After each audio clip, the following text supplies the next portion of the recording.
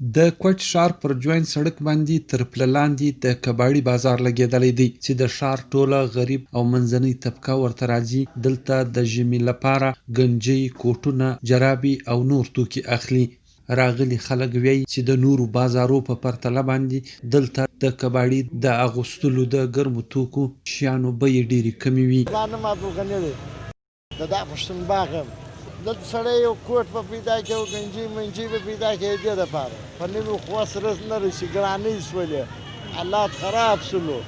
په دې باره کې دلته راغلی نو دا غذا په دې شي پسې راغلی بد ګزاره کوي ښه دی بد نه دي چې هغه بازار ته وګورې ښه دي ګزاره کوي هر خو د 50 څونسې در 100 پورې در 200 پورې ګنجۍ کوټونه په 300 په 400 دا رقم هغه شیان چې په بازار کې سیراني سي 1500 په 1400 دغه یو د غریبانو دپاره خو دغه ځای د غریبانو خواران ته وینې څومره راشي یو ګنجۍ په 100 روپۍ 10 روپۍ واخلي بل شی واخلي کوټ واخلي په 100 روپۍ یو نیم 100 روپۍ نور شیان د غریبانو دپاره خو دغه ځای دی بل دی ځای نشته د غریبانو دپاره او په نوي زموږ وس نه رسېږي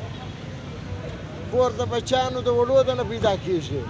نو به ته نور شیان څه واخلې نور به د بازار کپړې څه واخلې دا به څه واخلې. دوکانداران وایي چې د کرونا له سببه څخه خلکو د اخیستلو توان له لاسه ورکړی دی. زه کوم د کباړي کار لنډې کار کوم دا 10 کاله کېږي اوس چې دی وروره مهنګایي راله نه کاروبار دی سره ټنډه دی خو بیا هم شکر دی ګزاره کېږي بس دغه کوټونه ګودړۍ دا پردې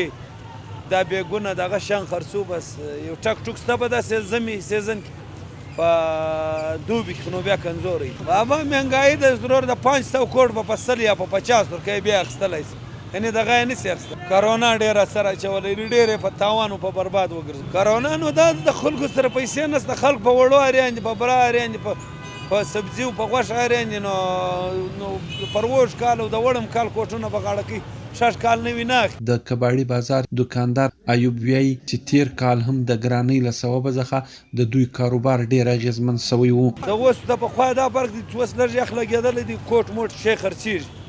پخوا نو یخ نه وروره دغه مهنګایي سو کرونا سو نو موږ بیا د لنډې والا یې لیلام کو اوس په بازار کې دغه زموږ کوټونه په 500 په 400 ورکوي موږ یې په 100 په 150 په 50 ورکو نو په دا وجه